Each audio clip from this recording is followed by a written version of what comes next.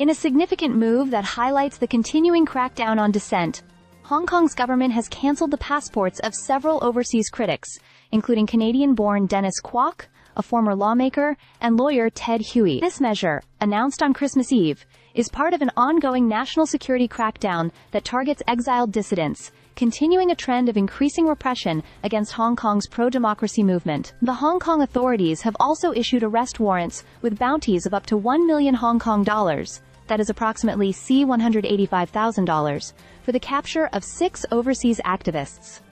These individuals are wanted for allegedly endangering national security by engaging in acts of secession, subversion, and collusion with foreign powers. Among those targeted are prominent figures, such as former student localism leader Tony Chung, who fled Hong Kong in late 2023, as well as activists Carmen Lau, Chloe Chung, and others living in countries like the United Kingdom and Canada. This recent round of measures signals a deepening resolve by the Hong Kong government to suppress voices of opposition, especially from critics living abroad. For many of these activists, this new round of threats comes after fleeing Hong Kong following the enactment of the controversial national security law. The law, which was passed in 2020, gives authorities sweeping powers to silence dissent both inside and outside Hong Kong, a situation that has led many activists to seek asylum in countries like Canada and the UK. In the case of Dennis Kwok, who has been outspoken in his calls for Canada to suspend its extradition treaty with Hong Kong, the passport cancellation is seen as an extension of the Hong Kong government's efforts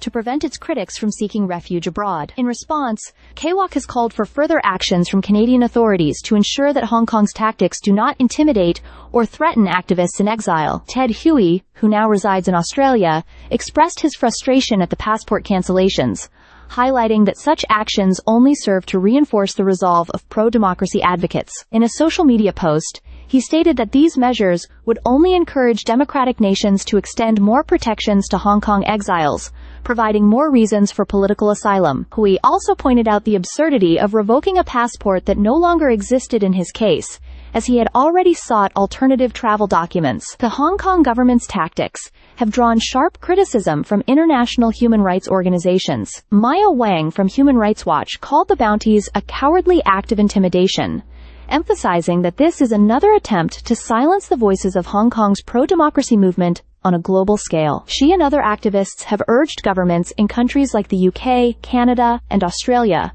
to respond by offering stronger support to those threatened by Hong Kong's authoritarian regime. The latest actions follow a broader trend of escalating pressure on Hong Kong's democracy movement, which has included the arrest of several pro-democracy leaders and activists over the past few years. Many of these individuals have been charged under the national security law, which critics argue is being used as a tool to stifle free speech and suppress political opposition. As the Hong Kong government intensifies its efforts to silence critics abroad, the international community's response will be crucial. The increasing number of activists targeted with arrest warrants, bounties, and passport cancellations is a clear indication that Hong Kong's repression is far from over. The question now is how the global community, particularly democracies like Canada, the UK, and Australia, will respond to these growing threats against Hong Kong's exiled dissidents. Stay subscribed for more videos.